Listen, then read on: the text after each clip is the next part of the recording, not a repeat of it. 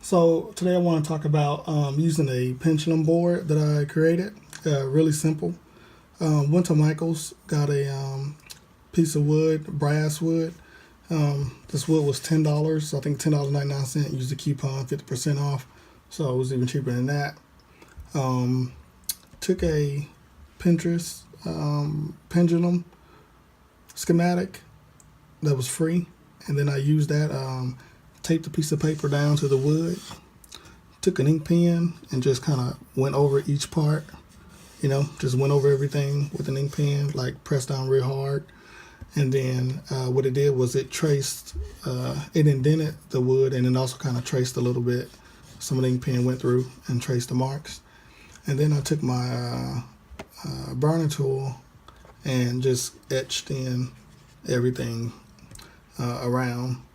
And then I took, a group Yaya, that's our group.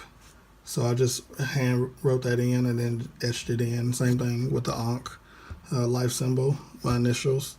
And then this I just freehanded. I'm not an artist, so everything doesn't look cute, but it works for me.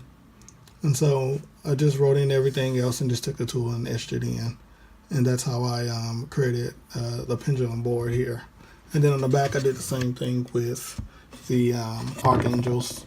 And I use the archangels to start my readings because it lets me know what's calling out to that person.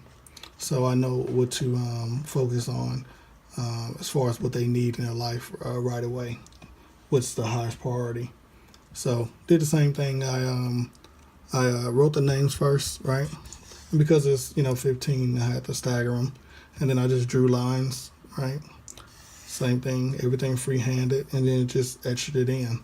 And so you can go to Michael's, get you a piece of brass wood. It conducts very well, and you get good energy feedback from your pendulum when using it.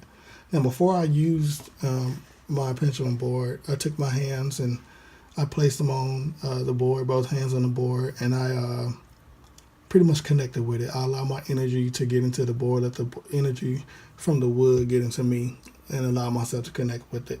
And when I did so, I felt like, I don't know, it felt like a rush. It felt like my whole body just had like a bunch of energy. I felt like I was wide awake.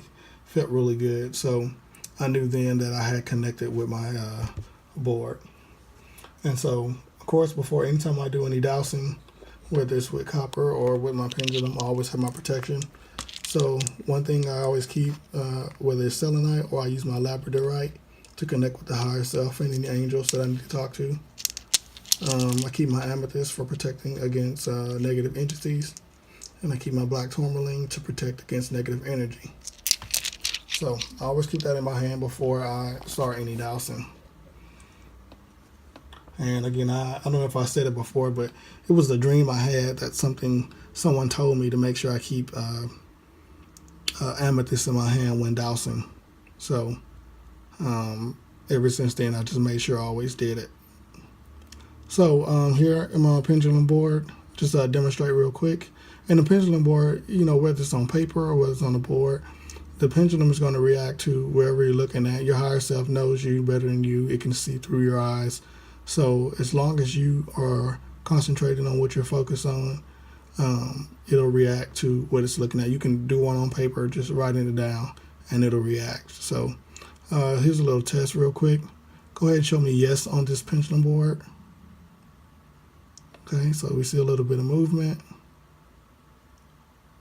And you always got to give your pendulum time to react, right? One thing I learned using my board is that sometimes you'll think it's going to one place and it goes somewhere else, so you have to give it time. Thank you, you can stop. So let's say if I was asking for a number, and I say, what year was I born in, right? So when it starts moving, it'll go to one number. Okay, the first number is 1, is that correct? So it's going counterclockwise because usually when I'm not using the board, that's my yes. But you'll notice after it finishes going counterclockwise, it'll actually start going towards the yes because now it's actually using the board. Okay, thank you. What's the second number?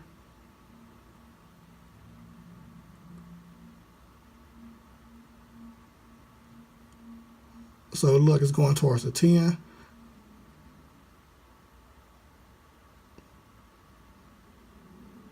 But we allow it to react. So now it's going towards the 9.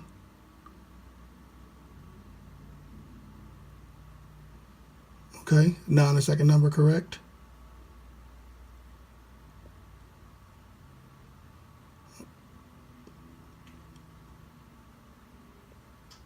Okay, thank you. So if you notice, it was going towards the 10 at first, but then we allow the time to actually go towards the 9. So when you're using your board, you just have to remember, don't accept the answer too fast, because you have to allow your higher self to make adjustments, to the energy. So especially if it's already swinging one way, it may need time to make that adjustment. And then I always get a clarification or confirmation to make sure that the answer that I get is the correct answer. There's times when I thought it was swinging one way, and I thought I had confirmation, and then they gave me a no. So then I went to the next, number or next letter, and then they gave me a yes. So I always get clarification to make sure what it's swinging towards, that is indeed what it's swinging towards, just to make sure. And when you make your board, this is my recommendation. You can do it however you want, of course. I always, of course, put your yes and no, your maybe, I don't know.